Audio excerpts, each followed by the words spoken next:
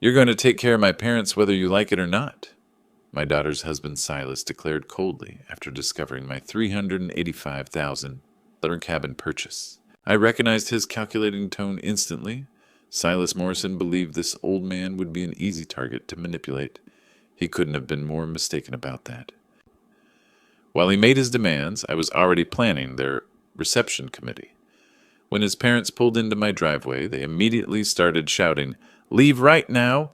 Before we continue, please subscribe to the channel and write in the comments what country you're watching from, and if you've ever had to stand up to family who tried to take advantage of you.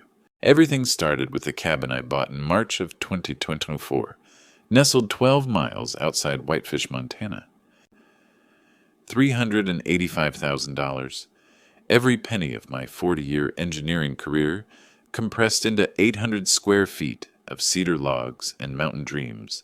I should have known that paradise never comes without a price.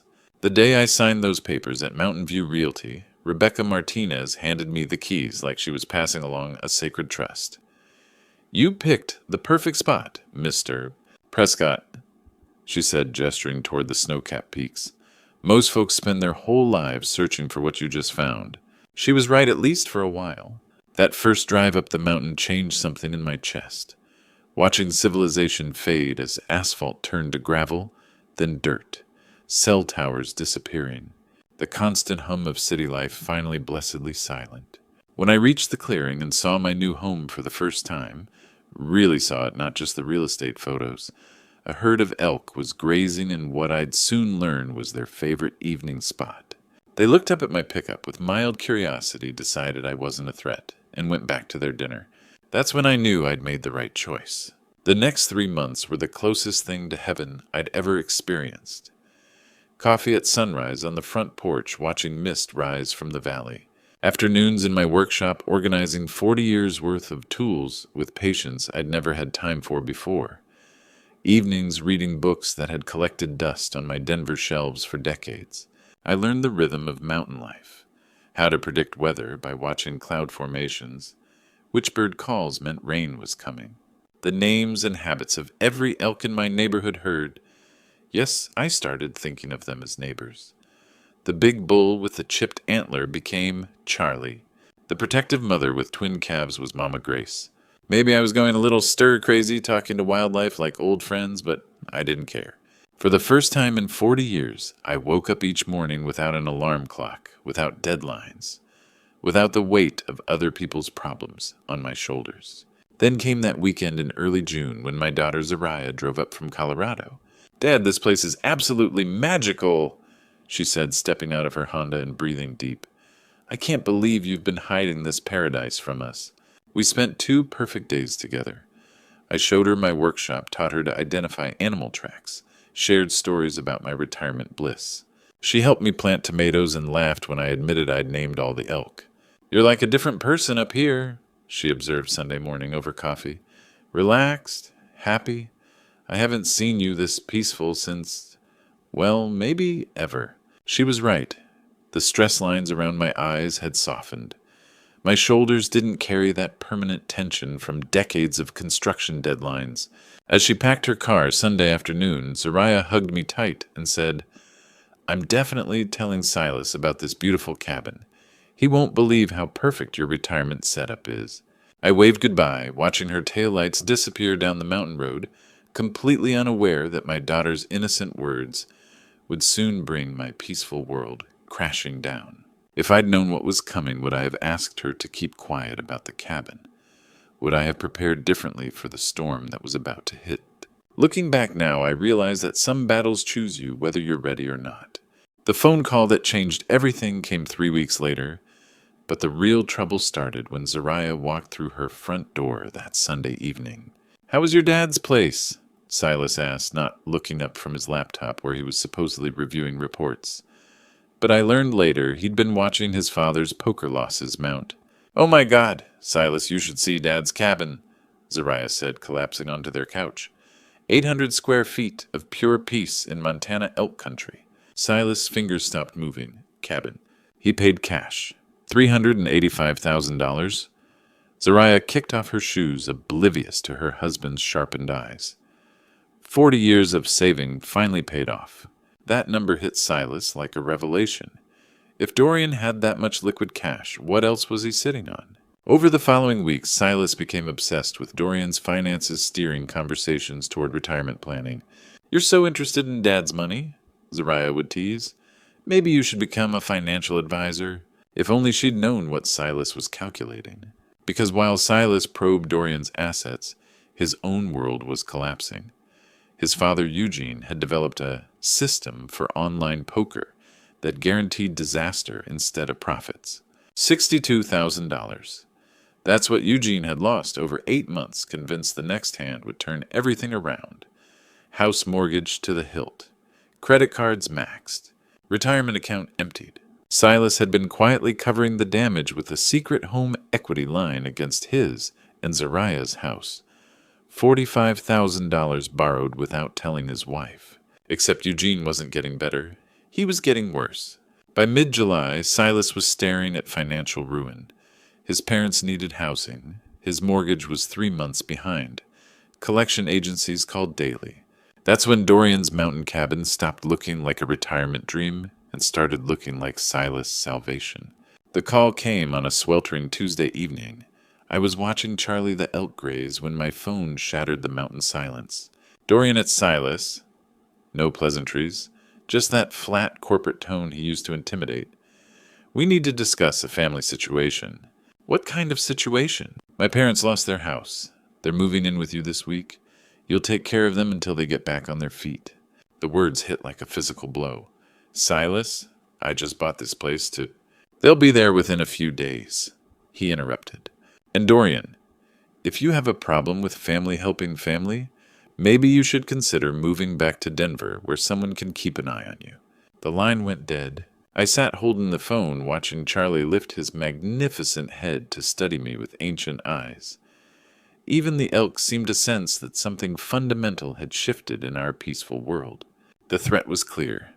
Accept his parents as permanent house guests, or face questions about my mental competency. Silas had done his homework. Isolated elderly men were vulnerable to family members claiming they needed supervision. But Silas had made one critical miscalculation. He assumed 40 years of engineering had only taught me to build structures. He was wrong. 40 years had also taught me to recognize when a foundation was under attack and how to reinforce it before everything came crashing down. I'd spent my career solving impossible problems. Silas Morrison was about to discover that retirement hadn't dulled those skills one bit. The war for my peaceful mountain sanctuary was about to begin, and I had no intention of losing. Sometimes the best solutions come from understanding your environment better than your enemies do. The morning after Silas' ultimatum, I drove into Whitefish with a purpose I hadn't felt since my engineering days. 40 years of solving problems had taught me that every challenge has a weakness. You just need the right tools to exploit it. My first stop was the Glacier National Park Ranger Station. I'm new to the area. I told the ranger, a weathered man who looked like he'd spent decades in the wilderness. Bought a cabin up off Forest Service Road 486. Heard there's bear activity. His eyes lit up. Black bears mostly. They're usually shy, but they've got incredible noses. Can smell food from miles away. He pulled out a map with colored pins. Peak activity's late summer when they're bulking up for winter. What attracts them most? Meat scraps anything with strong scent. That's why we tell folks to keep garbage locked tight. He leaned forward. Old-timers used to bait hunting areas with beef scraps. Works like a charm. I took careful notes about wind patterns and seasonal behavior, probably looking like a nervous city retiree learning mountain safety. If only he knew.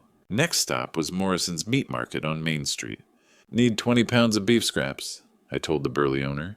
"Fat trimmings, organ meat, for my dog." He didn't blink. "You got it." $45 later, I had coolers full of aromatic meat scraps. The smell was immediate and powerful. Exactly what I needed. Back home, I studied wind patterns with the same precision I'd once applied to bridge foundations. Prevailing wind from the west.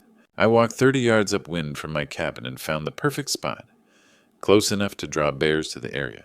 Far enough that they'd focus on meat piles rather than my house. I wasn't trying to endanger anyone. I was educating them about mountain living realities. Wednesday morning, I placed 3 strategically positioned meat piles and retreated to watch from my kitchen window. Eugene and Patricia Morrison arrived Thursday afternoon in a silver sedan, as suited for mountain roads as a yacht in a cornfield. They climbed out complaining before their feet hit ground. "This is where Dorian's living." Patricia wrinkled her nose, scanning my clearing like it was a waste site. "It smells like pine and manure." "At least it's free," Eugene muttered, grabbing luggage. "We'll stay until Silas figures out the next step." They'd made it 10 steps toward my porch when 3 black bears emerged from the western tree line. Not aggressive, just hungry animals following fresh meat scent to its source. Patricia saw them first. She froze, then grabbed Eugene's arm. "Eugene," she whispered, then shouted, "Eugene, bears!" Eugene turned, went white as snow, and dropped both suitcases. "Get back in the car!" he yelled, already running. "Get in now." They scrambled into their sedan like their lives depended on it. Gravel sprayed as Eugene gunned the engine, reversing and lurching forward in panic to escape. The bears, unbothered by human drama, continued toward the meat. I watched their taillights disappear down the mountain road and allowed myself a small smile. The city folks had just received their first lesson in wilderness living. But even as I cleaned up the meat scraps, I knew this victory was temporary. Silas Morrison wasn't the type to give up after one setback. He'd proven he was willing to use family as weapons. Now he'd discover that some battles require more than intimidation and entitlement. The mountains had just taught his parents a valuable lesson.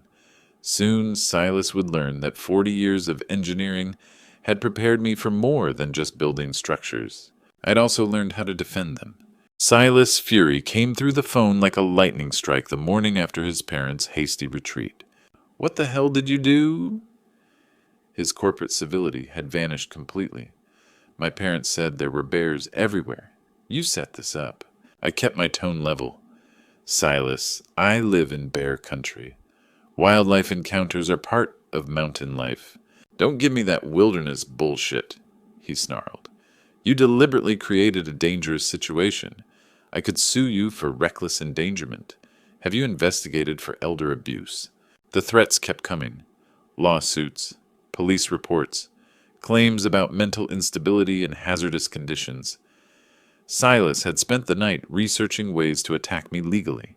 "You're making a mistake, Dorian," he said, dropping to that cold tone again.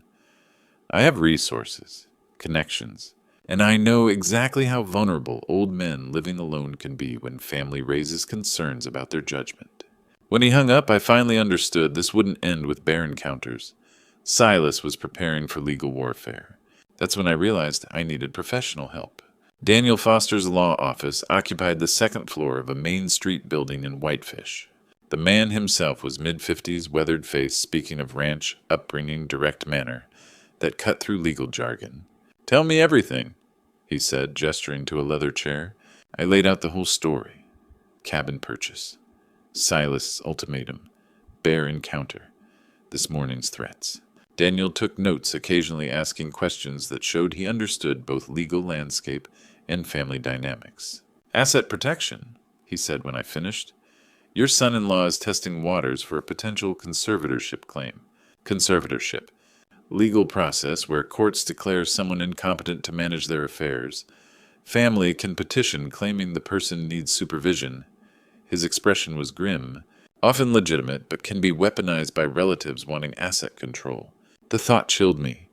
What's my defense? Documentation, medical evaluations proving competency, legal structures making your assets untouchable. He leaned forward. "But first, I need to understand what we're really dealing with. This aggression suggests serious financial pressure." That afternoon, Daniel walked me through public records research at the courthouse. Property lines, bankruptcy filings, court judgments, the paper trail of financial desperation. "Let's start with Eugene Morrison." Daniel suggested typing into the database. If he's behind this housing crisis, there might be more to the story. What we found explained everything. Eugene Morrison had a gambling problem far beyond casual poker, online betting accounts, daily fantasy sports, digital casinos. Records showed escalating losses over 8 months, culminating in a catastrophic final week. that wiped out $62,000. Jesus, Daniel whistled, scrolling through financial records. Your son-in-law's father lost more than most people make annually. The timeline was brutal. House mortgaged. Retirement accounts emptied. Credit cards maxed. Every safety net exhausted, chasing the next big win that never came. This isn't about housing, I said, pieces clicking into place. It's about money. Silas needs my assets to cover his father's debts. Daniel nodded grimly. And when Bear's strategy failed, he escalated to legal threats. Mr. Prescott, you're not dealing with family pressure anymore. You're dealing with financial desperation, and that makes people dangerous. Driving back toward my cabin that evening, I realized Silas Morrison had just made his biggest mistake. He'd forced me to dig into his family's finances, and what I had found gave me something I hadn't had before. Knowledge, and in an engineer's hands. Knowledge was the foundation for building an unbreakable defense. Knowledge without action is just information. The morning after discovering Eugene's gambling debts, I knew I needed to dig deeper into Silas's financial web. The Whitefish Public Library became my command center. 40 years of engineering had taught me that structural problems rarely exist in isolation. Find one crack, and there are usually others. I started with Colorado property records, typing Silas and Zariah's Denver address into the database. Their mortgage history appeared like a roadmap of financial decisions. Standard loan, good payment history, then something that made my blood run cold. A home equity line of credit for $45,000 dated 8 months ago. Single signature Silas Morrison only. I printed the documents with steady hands. My daughter had no idea her husband had mortgaged their home's equity to cover his father's gambling debts. Back at my cabin, I stared at the paperwork. $45,000 borrowed against Zariah's home without her knowledge. Combined with Eugene's $62,000 in losses, I was looking at over $100,000 in hidden family debt. No wonder Silas was desperate for my assets. That evening, I called Zariah carefully. Honey, how are things with the house? Any big expenses lately? Oh, everything's fine, Dad. Her voice was bright, unsuspecting. Silas handles all our finances, so I don't worry about that stuff. He's always been good with money. The irony was devastating. He handles everything, pretty much. He says I work such long hospital shifts that I shouldn't stress about bills and investments. It's really sweet. He takes care of paperwork, meets with advisors, handles mortgage stuff. She laughed. Sometimes I joke that I don't even know what we owe anymore. My chest tightened. She literally didn't know because Silas had secretly increased their debt by $45,000. That's considerate of him. He's been under so much stress with work and his parents' situation. I keep telling him he doesn't have to protect me from every financial detail. But you know Silas. He likes controlling things. Control. Exactly the right word. Over the next few days, I pieced together Silas and Becky's manipulation strategy. Zariah worked 12-hour shifts at Denver General, often nights and weekends. She came home exhausted. Grateful Silas handled the boring financial stuff. He intercepted mail, managed online accounts, met with lenders privately. She trusted him completely, which made his betrayal monstrous. When Daniel Foster called to check my research, I shared the discovery. HELOC without spousal knowledge, he said grimly. In some states, that's fraud. More importantly, it shows financial deception patterns. My daughter has no idea she married a liar. Do you tell her now or wait for a complete picture? I watched Charlie graze in my clearing, thinking about Zariah working night shifts to save lives, while her husband destroyed their financial security. I wait, I decided. If I tell her now with partial information, Silas will explain it away. When I show her the truth, I want it undeniable. That night, lying in my mountain bed, listening to wind through pines, I made a promise. Silas Morrison had moved from threatening me to actively harming my daughter. That changed everything. Whatever else he was hiding, whatever other schemes he was running, I would find them all. And when I did, I would make sure Zariah understood exactly what kind of man she'd married. Some foundations, once cracked, couldn't be repaired. They had to be torn down completely. Building strong foundations was my specialty, but I'd never built one designed to withstand family warfare.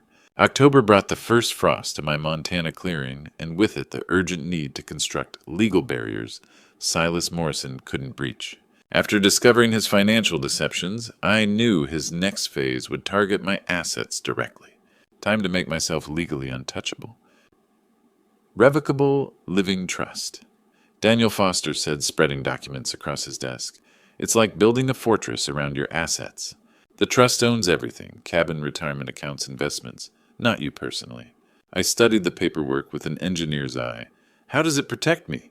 Family pressure becomes legally meaningless. Silas can't claim you're incompetent to manage assets you don't technically own. Daniel tapped his pen. Even with a conservatorship order, he'd control you, not your property.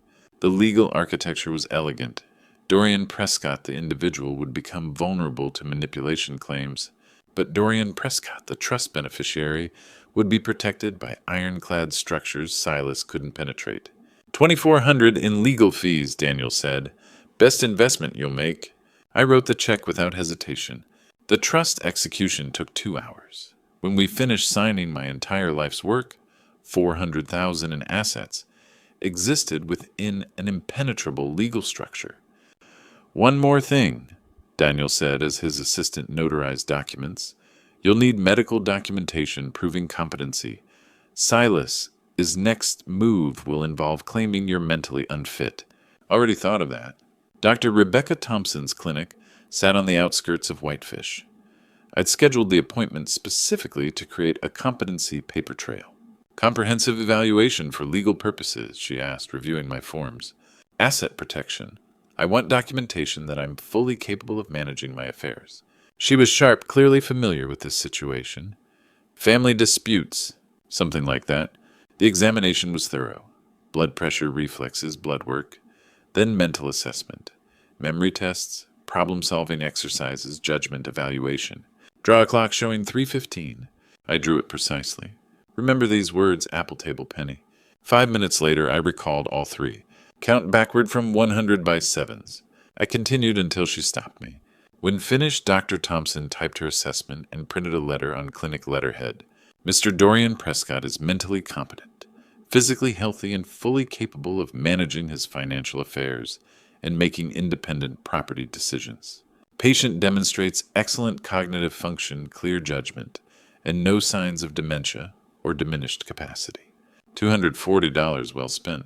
Driving home that evening, I felt complete security for the first time since Silas's threatening call. My assets were legally protected. My competency was medically documented. Whatever Silas tried next would crash against unbreakable legal barriers. But the best-laid plans often have unexpected consequences. That weekend, Zariah called for our regular check-in and mentioned something that made my blood run cold. By the way, Dad, I told Silas about your estate planning. He seemed really interested in the trust you set up. Asked lots of questions about how it works and what it protects. My hand tightened on the phone. I'd built an impenetrable fortress, but forgotten that fortresses only work if enemies don't know they exist. Silas Morrison now knew exactly what he was up against. And desperate men with nothing left to lose don't retreat when they encounter barriers. They look for ways around them. When cornered, dangerous animals attack with whatever weapons they have left. Silas Morrison had just learned my legal fortress was impenetrable, and desperate men don't accept defeat gracefully. What happened next proved I'd been fighting the wrong war entirely. This was never about property. This was about murder. The revelation came through Zariah's innocent call the week after my trust was finalized. She'd mentioned my estate planning to Silas, thinking he'd be impressed by his father-in-law's responsibility. Instead, she'd informed him that his primary target was legally untouchable. Silas spent sleepless nights researching ways to circumvent trusts, asset seizure laws, conservatorship loopholes, competency challenges. Every avenue led to the same dead end. My assets were locked behind barriers he couldn't breach. That's when Silas crossed from financial predator to would-be murderer. If he couldn't access my money while I was alive, he'd arrange for me to be dead. The insurance scheme was diabolically simple. Silas contacted Mountain States Life Insurance as my concerned son-in-law, worried about my financial security. He explained I was an isolated elderly man in dangerous wilderness, and family wanted adequate life insurance coverage. $400,000 seemed appropriate, he told them. The company scheduled the required medical examination without question, all routine for a policy this size, which is how I received a phone call that changed everything. Mr. Prescott, this is Mountain States Life Insurance. We're confirming your medical examination tomorrow at 10 a.m.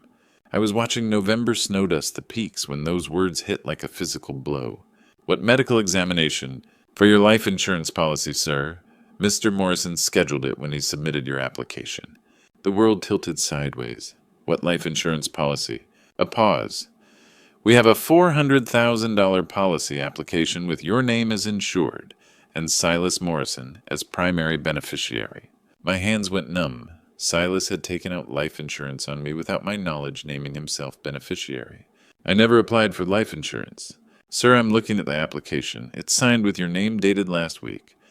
Mr. Morrison provided all your information, social security address, medical history, identity theft, insurance fraud, and something infinitely worse. Who pays premiums?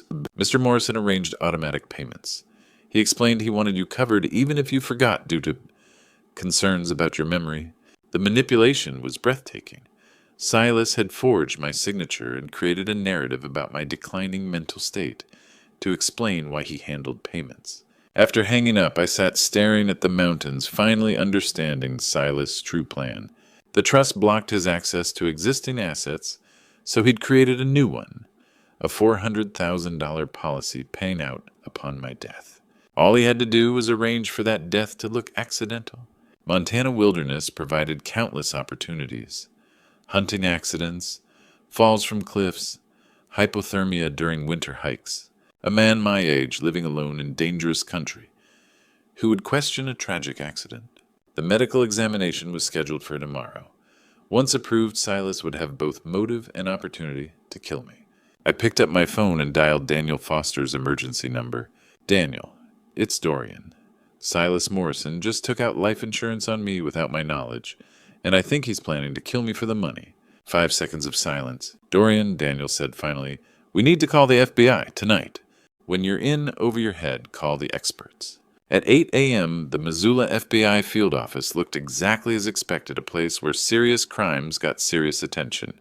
Agent Sarah Martinez greeted us in a conference room that smelled of coffee and focus. Mr. Prescott, she said, shaking my hand firmly. Mr. Foster briefed me. Insurance fraud possible, murder for hire. Let's see what you have. I spread the evidence across the table like blueprints. The forged insurance policy, Silas's financial records, Eugene's gambling debts, the secret HELOC against Zariah's house, a web of deceit months in the making. Martinez reviewed everything with the calm precision of someone who'd hunted white-collar predators for years. $400,000 policy, she noted. Forged signature, false beneficiary, federal case right there. She looked up. But you think he's planning murder? The Montana wilderness offers plenty of accidents, I said. Falls hunting, mishaps, hypothermia. A man my age dying alone wouldn't raise suspicion, especially with a motive like this. She tapped the debt record. Over $100,000 in family debt, no access to your money, but a payout if you die. Classic setup. The FBI moved quickly. Within 48 hours, Martinez confirmed Silas. His financial desperation authenticated the forgeries and found more red flags. Silas had contacted a private investigator about my daily routine and a hunting guide asking about accident statistics in Glacier National Park. He's planning something, she said during our next meeting. Do we arrest him now or catch him in the act? What's the difference? Fraud gets him 5 years. Attempted murder gets him 20 to life. The choice was clear and terrifying. We set a trap. The sting took a week to plan. FBI techs installed hidden cameras and smoke detectors, audio devices and lights and backup systems in case Silas found them. Your job, Martinez instructed, is to get him talking about the insurance policy. We need him on record making threats. They fitted me with a nearly invisible transmitter and coached me carefully how to keep him talking, stay calm, and signal if things went wrong. Remember, Martinez said we'll be monitoring everything. If he gets violent, we move. Your safety comes first. The hardest part was calling Silas. Silas, it's Dorian. We need to talk. About what he asked, cautious. Family? Money? Maybe you were right. Maybe I'm getting too old to handle everything. Let's find a solution. A pause. I could hear his greed turning over. You want to discuss transferring assets. Something like that. Can you come up this weekend? We should do it face to face. Saturday afternoon work. Perfect. When I hung up, Martinez nodded. He took the bait. Saturday, Silas Morrison walks into a federal sting. I looked out the kitchen window at the clearing where Charlie the elk grazed peacefully, unaware that in 3 days this quiet place would host a confrontation deciding whether I lived or died. The trap was set. Now all that remained was to spring it. This was the test of everything I'd built. Not just the legal fortress protecting my assets, but the courage to face down a man who wanted me dead. Saturday afternoon arrived with the kind of crystalline December clarity that makes Montana winters bearable. I was sitting on my porch wearing the FBI wire under my flannel shirt when Silas's rental car appeared on my mountain road. Agent Martinez and her team were positioned in the woods surrounding my cabin, invisible but ready. Everything depended on the next 30 minutes. Silas stepped out of his car looking like a man who'd already won. Confident stride, predatory smile, the bearing of someone about to claim a long-awaited prize. He had no idea he was walking into the most sophisticated federal sting operation Montana had seen in years. "Dorian," he said, climbing my porch steps. "Glad you finally came to your senses about this whole situation. Come inside," I said, gesturing toward my kitchen table. "We need to discuss some things." For the first few minutes, Silas played the concerned family member. Talked about my declining years and the burden of managing property and finances. Suggested that maybe it was time to simplify my life by transferring assets to younger, more capable hands. I let him talk, knowing the FBI was recording every manipulative word. Then I decided to push him toward the truth. "Silas, I know about the insurance policy." His expression shifted instantly. The mask of family concern disappeared, replaced by something cold and calculating. "What insurance policy?" "The $400,000 life insurance policy you took out on me without my permission. The one where you forged my signature and named yourself as beneficiary." Silas' laugh was genuinely chilling. "You think you're so smart with your lawyers and trusts, don't you? Built yourself a nice little legal fortress up here in the mountains. The trust protects my assets." "Your assets, sure, but it doesn't protect you." He leaned forward, and I could see the desperation that had been driving him for months. "You think I didn't research every angle that trust makes you untouchable while you're alive, but dead men don't own trusts. The FBI wire was capturing every word, so you decided to kill me for the insurance money. Accidents happen all the time in wilderness areas," Silas said, his voice dropping to barely above a whisper. "Elderly men living alone, dangerous terrain, winter weather. Hell, you could slip on ice tomorrow and crack your skull. Who's going to question that? You've thought this through. $400,000, Dorian. That's what your life is worth to me.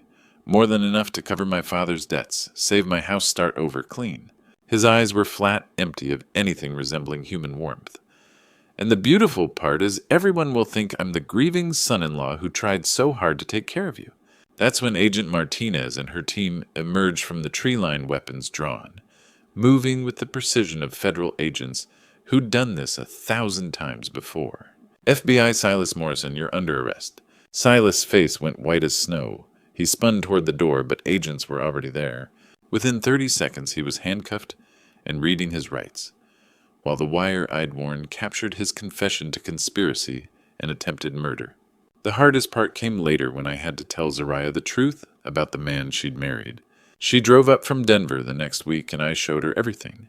The gambling debts, the secret HELOC, the forged insurance policy, the recorded confession where her husband detailed his plan to murder her father for money.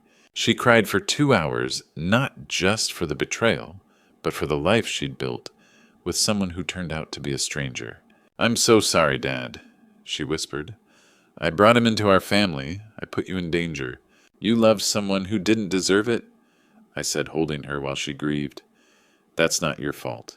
That's his." 6 months later, Zariah had divorced. Silas sold the Denver house and moved to a small place just outside Whitefish. She found work at the local hospital and discovered she loved small-town medicine. Now on evenings like this one, she joins me on the cabin porch. We sit in matching rocking chairs watching Charlie and his elk family graze in the clearing. talking about her patience in my woodworking projects, and the simple pleasure of family that's been tested by fire and survived. The mountains are peaceful again. The sanctuary I worked 40 years to build is finally truly mine.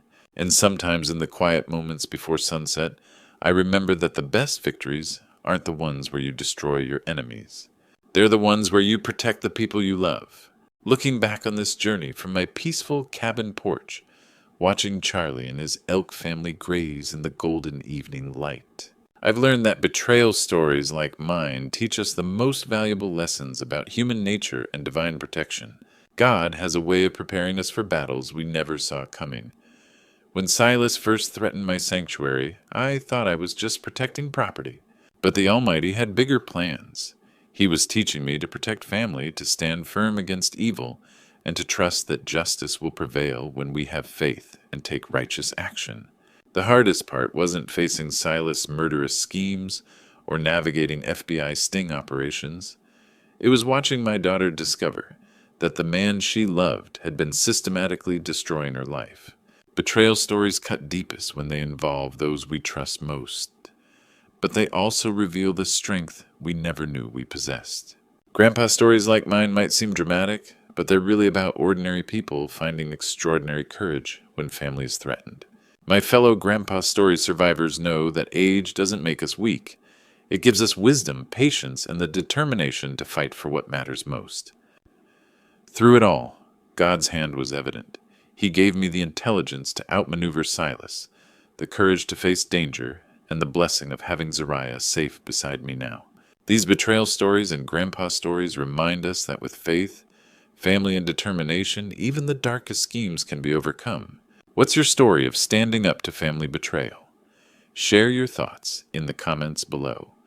And don't forget to subscribe to hear more stories of courage, faith, and justice. Your support helps us bring these important tales to light.